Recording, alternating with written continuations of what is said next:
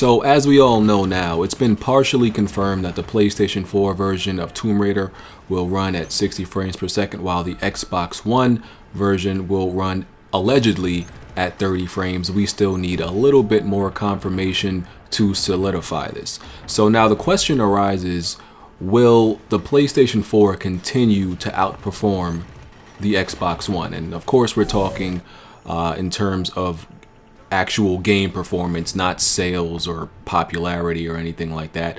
We're talking about obvious, actual game performance. And the trend so far this generation, and this generation has only been going on like 3 months, the trend has been that the PlayStation 4 has been performing the Xbox One when it comes to games, running at a higher resolution and more frames per second. And industry insiders, many people in the industry, such as Hassan Rashid, believes that this will be the trend in future games that will be released. One of the games he believes will also show a disparity between the PlayStation 4 version and the Xbox One version is Watch Dogs. And we still haven't gotten a confirmed resolution or frames per second for Watch Dogs on neither platform, but there's been a lot of speculation and things like that. So that's one game that he named there probably will be some type of performance difference with. Also, he believes that the gap will actually widen as time goes on instead of shrink. Now, even though many developers claim that they have already maxed out the complete power of the Xbox One and PlayStation 4 just within the few months of its release and their first game, releasing their first game upon these platforms, they already claim they've maxed it out and everything like that. But regardless of that, if that is true or not, these developers will become more efficient with using those tools, even if they actually have maxed out all the resources in a game. So as we know, as time goes on, developers become better at utilizing these tools, even though it is very familiar architecture to them already.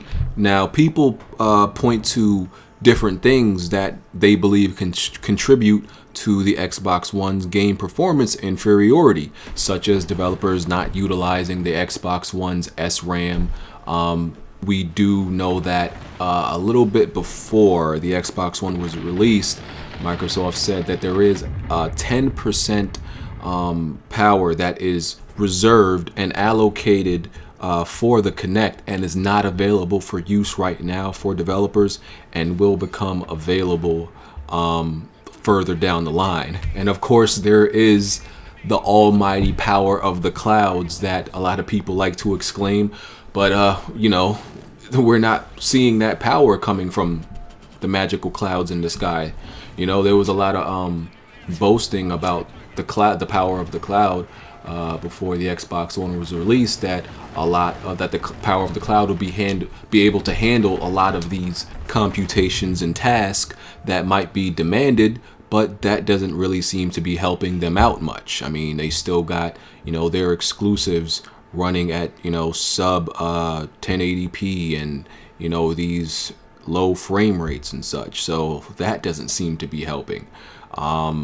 Even with the power increases pre-launch, that it got a performance boost, a 10% performance boost, and I think it got more than one, I believe, to the CPU and the GPU, and then maybe you could possibly bring up the RAM isn't as good as the PlayStation 4's RAM. There's a lot of things you can point to, I guess. But even with all of those things that I named, let's say those things did start to get correctly used, if they're not already, such as the SRAM and the 10%, which is not a lot, did get was available for use and was used efficiently, would it close that performance gap in these games?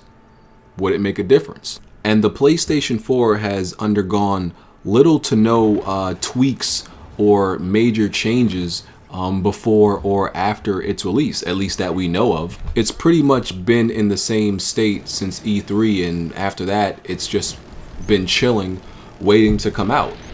And so we have the Xbox One undergoing all these kind of performance increases and all this stuff and all these changes that are supposed to, you know, kind of help it out before and after. PlayStation 4 is just chilling, waiting back, and, you know, regardless of all those assists, I guess you can call them, that the Xbox One had, you know, it still didn't make a difference. It's still struggling versus the PlayStation 4, and I think this is really going to be a detriment to the Xbox One in the future. I think it's really going to hurt Microsoft's Xbox One software sales, because, you know, people are going to see this, if this trend continues, they're going to see, why did I buy this $500 console?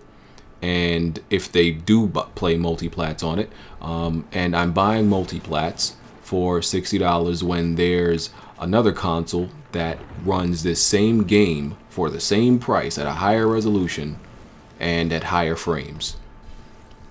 Why am I paying this much again? Or at least, why am I paying this much for a game on this said console when I could be doing it on that one, which is giving me more bang for my buck?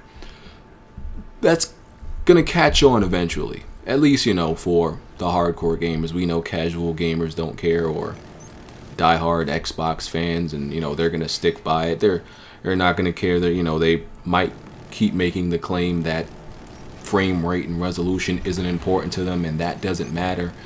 You know, they might continue to do that also.